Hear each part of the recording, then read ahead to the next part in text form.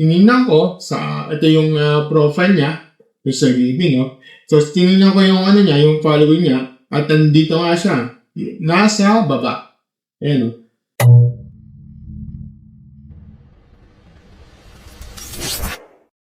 Hello mga stories, welcome back sa isa na naman ating content dito sa ating Market Stories, no? Mga stories, no, nakala natin na malinaw na ang lahat, di ba? Matapos na mahabang recap statement, no? Gumawa pa ako ng dalawang video, isa kay Ma'am Elma at saka kay Sir Gavin, di ba?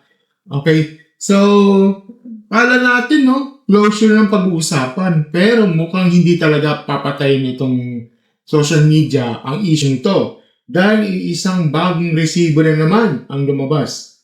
Hindi sa Facebook, hindi sa IG, hindi sa TikTok, di ba?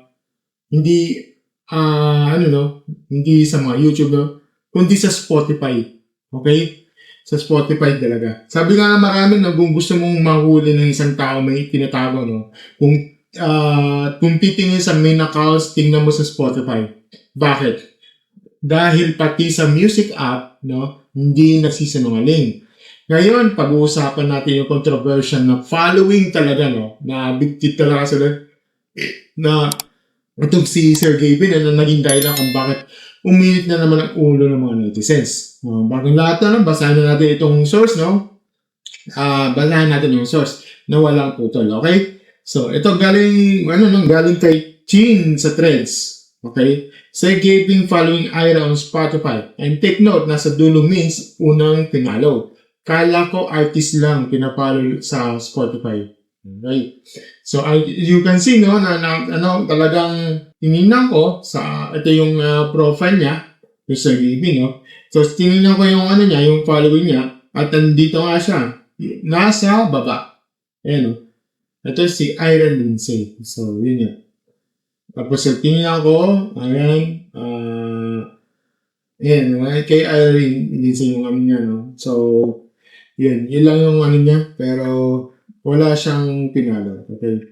So, ngayon masters, ito yung niya, no? Ito yung subcopy niya sa parehong author, sabi niya, hoy, naka-unfollow na. So, as of recording, ay naka-unfollow na agad. Bilis niya, sabi niya, hoy, naka-unfollow na, bilis niya, updated din siya sa mga issue. Oh my God. So, ibig sabihin, talagang agad siya in-unfollow niya agad. Parang may something, no? So, yun, talagang, so, in-unfollow na nga.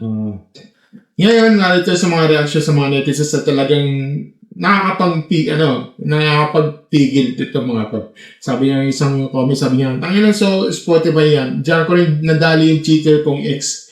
Pangalan ng Spotify yung nickname ng babae tapos nakapalo si ate girl. Ako hindi. Hangal yan siya. Oh my God, may bitterness. Pero sige, next naman sabi niya, alam naman natin lahat na he cheated eh. He's a cheater. At pinaprotektahan lang ni Miss Elma o si Ma'am Elma, pangalan ni Sir Gavin. Kasi syempre, naawa rin siguro siya as sa family ni Sir Gavin. Madidami pag mabawasan source of income nila sa Sockmed. Pero doon pa lang sa goodbye keme post ni Gavin, instead of being about them ni Elma and what they share as a couple, nilagay pa niya doon na mag-sorry at ipagtanggol yung girl at yung pang yung girl. Let evidence speak for itself, people. Okay? Tsaka lastly, ito isang comments naman. Sabi niya dito, nakakalungkot for Emma. Grabe ang pagiging insensitive and hindi ko lubos mawari na yung long-term ex-GF niya, nakakabit pa lang nila, walang 1 week, pero yung nalilink yung girl sa kanya, yung una niyang pinalo sa Spotify at mukhang nag-uusap na. Grabe ka kay Elma. Gavin, what the F? Naawa ko kay Elma. Todo protecta sa image mo, sobrang pure ang love at intention din, ganun lang. Grabe, wala nang 1 week, nag-break na yan. Okay, so masters, ito ang aking thoughts ko dito.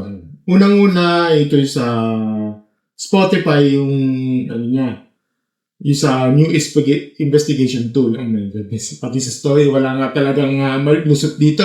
Oo.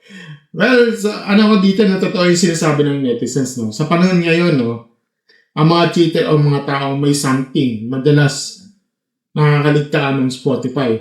Akala nila, music lang yan, pero sa mata ng mapunuing netizens, no, ang pag-follow mo sa isang taong kakasabi mo lang na kaibigan lang, pagkatapos ng isang controversial na breakup, isang malaking red flag yan. Okay? Bakit kailangan i-follow sa Spotify? Para mag-share ng playlist? Para makita ng pinakikinggang kanta?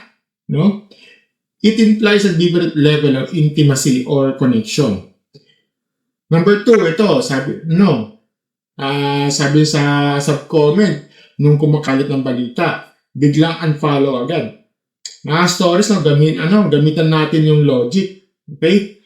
Ang taong walang itinatago, hindi kailangan na magpanik. Bakit mo i-unfollow kung wala namang mali siya? Diba?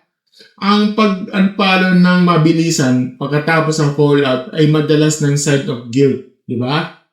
Ibig sabihin, updated siya sa chismis at alam niyang nahuli siya sa isang aspeto na hindi niya na-sanitize, di ba? Number 3, kung totoo man yung kaibigan ko, no? Itong si, Kyra, no? Napaka-insensitive na i-follow mo siya sa isang platform kung saan pwede kayong maging private, di ba? Habang ang ex-partner mo, si Ma'am Elma, ay kakasabi lang na hiwalay na kayo. Wala pang isang linggo ang breakup announcement, pero ang priority mo ay i-follow ang babae tinuturo na lahat ng dahilan ng hiwalayan. Kahit hindi man ito cheating sa paningin mo, ito ay malaking sampal sa respeto para kay Ma'am Elma. Diba? Number 4, ito. So, yung sa image mo, no? Pinaprotection mo. Sumasang-ayon ako sa comment na sasabing baka pinoprotektahan lang ni Ma'am Elma sa image ni Sir Gavin for the sake of the business or the family. Pero kay Sir Gavin, mahirap protektahan ng isang taong siya mismo ang gumagawa ng batas gumagawa ng butas sa sarili niyang bangka.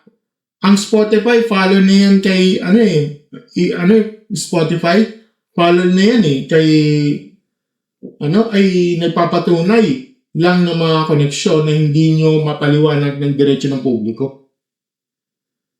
Mga stories, no, ito yung ko dito, no, ang aking statement, conclusion ko dito, no.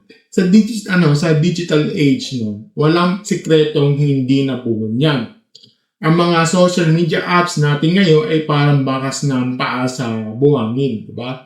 Kumbaga, digital footprint, di ba? Kahit anong bura mo, may makikita at makikita yan. Kumbaga, kung ano yung parang yung tattoo lang yan permanent na yan. Ganyan sa internet yan. Advice ko sa mga content creators, sa lahat dyan, sa mga content creators or creators man yan, ang transparency ay hindi lang sa Facebook post. Ito ay sa lahat ng aspeto ng buhay ninyo online. Kung gusto niyo ng new beginning, panindigan niyo na may respeto sa nakaraan. Okay? At para kay Ma'am Elma, sana maging malakas ka. Dahil sa dulo ng lahat, ang katotohanan ay parang tubig. Hinahanap yan ng labasan. Diba? So, kayo mga stories, anong take nyo dito sa Spotify resibo? Ito? Mali siya lang ba ito o sadyang nahuling talaga sa sariling galaw? So, comment down below sa baba, pero gaya ko yung paalala, keep it safe at keep it real. Muli ako si Michael, lang tayo dito, magiging magpag-isip tayo. Okay? Yun lang, kung gusto mga ganitong usapin, don't forget to like, share, subscribe sa ating channel, and click notification button sa ating baba. As always, mga souls, thank you, and have a good day, stars. Bye.